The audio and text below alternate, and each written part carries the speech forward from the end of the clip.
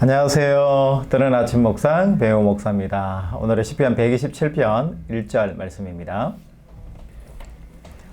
여호와께서 집을 세우지 아니하시면 세우는 자의 수고가 헛되며 여호와께서 성을 지키지 아니하시면 파수꾼의 깨어 있음이 헛되도다. 아멘.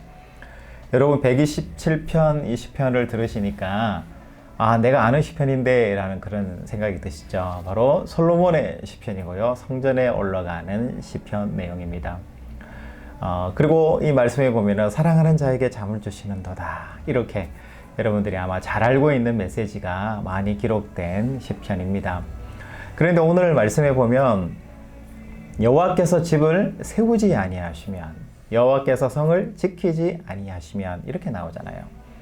물론 솔로몬이 여호와께서 집을 세운다, 성을 지킨다 이런 이야기를 할 때는 솔로몬이 자기가 초기 때 왕이기 때문에 하나님 앞에 하나님을 얼마나 의지하고 하나님이 자기 삶의 주관자시라는 것을 고백하면서 쓴 시편이다. 이렇게 우리가 생각해 볼 수도 있지만 이 시편의 내용을 봤을 때 여호와께서 집을 세우지 아니하시면, 다시 이야기하면 아버지 다윗 왕은 넓은 영토를 정복을 하고 많은 신하들을 누리고 또 많은 아들들을 낳는 풍성해지고 또 뭔가 정복의 왕이다라는 개념을 가지고 있어요. 그런데 이 다윗 왕의 자녀인 솔로몬의 개념은 아버지는 정복을 하셨지만 나는 집을 세우는 사람으로 하나님께서 나를 세우셨다라는 자기 자신에 대한 정체성에 대한 고백이에요. 그리고 여기에 나오는 성이라는 것은 뭘까? 성을 지키지 아니하시면 할 때 이 캐슬이라는 이 성이라는 것은 신앙 안에서 한번 해석을 해보면 집이 솔로몬의 비전과 목표, 꿈이라면 성은 솔로몬의 그 꿈과 비전을 실현할 수 있는 장이 어딜까? 바로 성이라는 것이죠. 그래서 하나님께서 솔로몬에게 너는 어떻게 살아가야 되고 너는 통치를 어떻게 해야 되고 너의 삶의 자리에서 너는 왕으로서의 어떤 역할과 삶을 살아가야 된다라는 것을 하나님이 집이라는 개념으로 세우시도록 가르쳐 주셨고, 또 이 성이라는 자기의 그 통치 영역, 아주 넓은 그런 아버지 다윗이 세워준 그 통치 영역이죠. 이 넓은 통치 영역 안에서 자기의 꿈과 비전을 어떻게 구체적으로 실천하고 살아낼 장으로서 내가 삼을 것인가, 이 문제에 대해서 솔로몬은 고민이 많았다라는 것을 오늘 시편 127편을 통해서 깨달을 수 있습니다. 여러분, 여러분들의 집은 무엇이고요? 여러분들의 성은 어디입니까? 여러분들의 집, 꿈과 비전, 목표가 무엇이냐고 묻는 거고요. 그리고 그 집이, 목표가, 비전이 하나님에 의해서 세워져 가고 있는가? 하나님께서 말씀해 주시는 대로 그 과정을 밟아가고 하나님께서 원하시는 의미와 가치, 신앙의 내용 안에서 여러분들의 집이 세워져 가고 있는가? 여러분들의 꿈과 비전이 나아가고 있는가라는 질문이에요. 그리고 하나님께서 성을 지키지 아니하시면 하실 때 이 성이라는 것은 내 꿈과 비전을 실현하는 실현의 장소지 않습니까? 그래서 여러분, 우리는 집도 필요하고 성도 필요한 거예요. 목표가 필요하고 그 목표를 실천할 수 있는 실현의 장이 성이 필요하다라는 것을 오늘 성경에서 말하는 거죠. 그런데 솔로몬 고백하기를 하나님께서 이 집과 성을 주관하신다.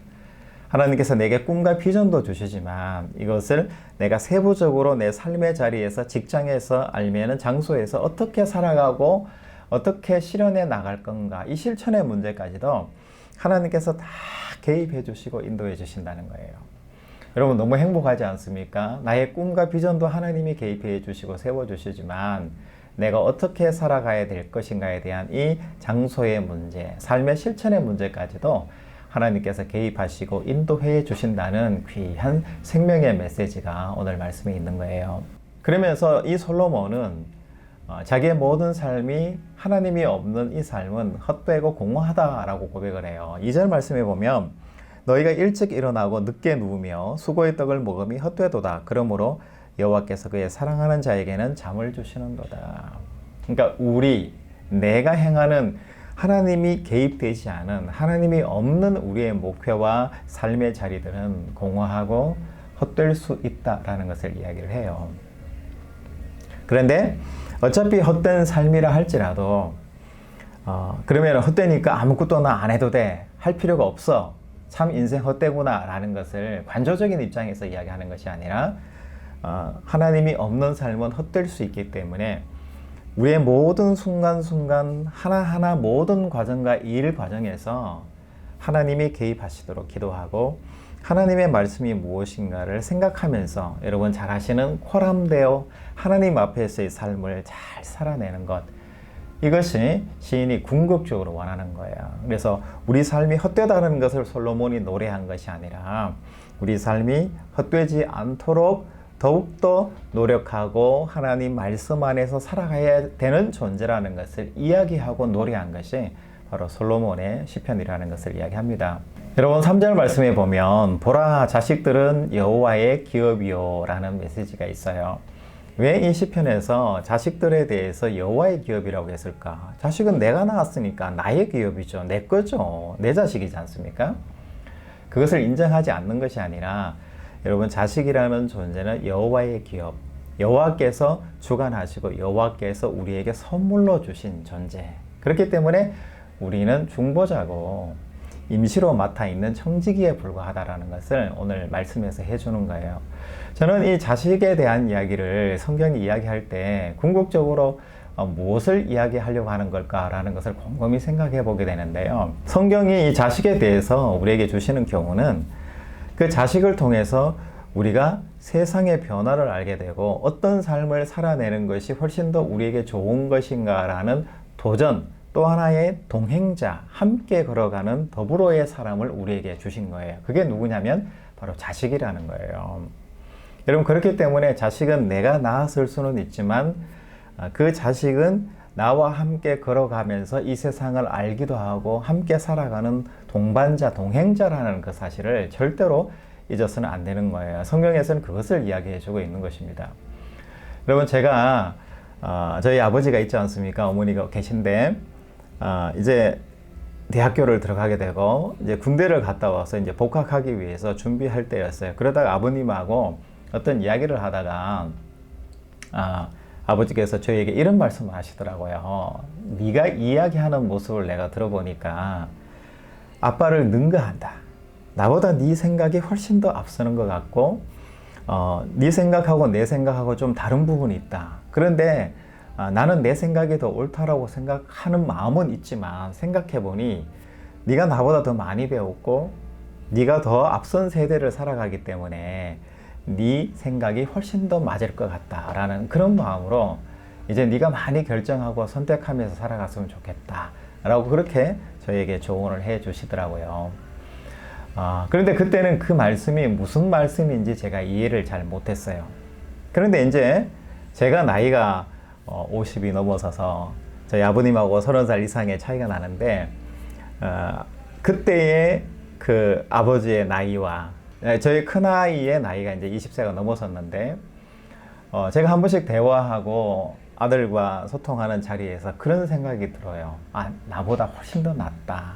나보다 훨씬 더 많은 경험을 했을 수도 있고 나보다 훨씬 더 능가한다. 나보다 훨씬 더 많은 경험을 가져야 하는 아이구나 라는 것을 저는 개인적으로 생각하게 되는 거예요. 그러면서 어떤 마음이 드냐면 자식에게 대해서 내가 모르는 것을 배워야겠다라는 마음도 들고요. 또 결국 자식이라는 존재는 내가 키우고 함께 해 나가지만 하나님이 주신 이 아름다운 세상 속에서 동반자로서 동행자로서 더불어 서로 소통하고 공감하면서 잘 세상을 살아내는 것, 이것이 가장 귀한 것이고 이것을 위해서 자식을 우리에게 주셨구나 라는 생각이 드는 거예요. 그래서 저는 생각할 때 자식이 많은 것은 복이라고 생각을 해요. 성경에서 자식이 많은 걸 복이라고 그러고 뭐 전통적으로 복이라고 그러는데 저는 자식이 많은 게 왜 복이 될까?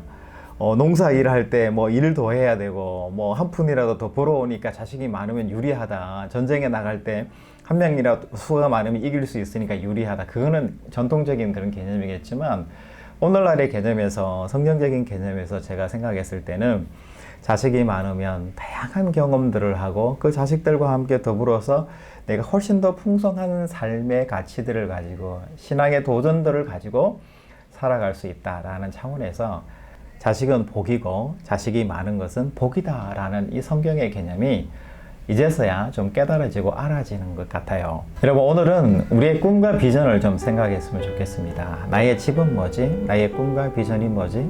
그리고 나의 성, 나의 이 꿈과 비전을 실천하는 장소는 어디지? 내가 무엇을 생각하면서 나의 꿈과 비전을 생각해 나가지? 라는 것을 묵상했으면 좋겠습니다. 그래서 나의 집이 없다 라고 생각이 되시면 나의 집을 한번 만들어 보셔야 되고 생각을 해 보셔야 되는 거고요. 내 집과 꿈 비전은 있는데 나의 성 실현의 장이 없다면 하나님께 또 실현의 장을 달라고 기도하는 것이 옳지 않나 싶습니다. 물론 집과 성이 다 계시다면 그 안에서 하나님께서 내게 원하시는 것이 진정 무엇인지, 솔로몬처럼 하나님께서 내 집을 세워주시지 않으시고 하나님께서 성을 지키시지 않으시면 아니 된다라는 이 중요한 사실들을 깨달으시고 마지막에 정말 아무것도 아니구나, 헛되구나 라는 고백이 아니라 하나님 안에서 참 기쁘고 즐겁고 나는 많은 것을 누린 사람이고 행복하다라는 그런 자존감 높은 고백을, 기쁨의 고백을 하나님 앞에 드릴 수 있는 우리 모든 우리 뜨아 식구들 다 될 수 있기를 주님의 이름으로 축복합니다. 여러분, 내일 또 뵙겠습니다. 샬롬.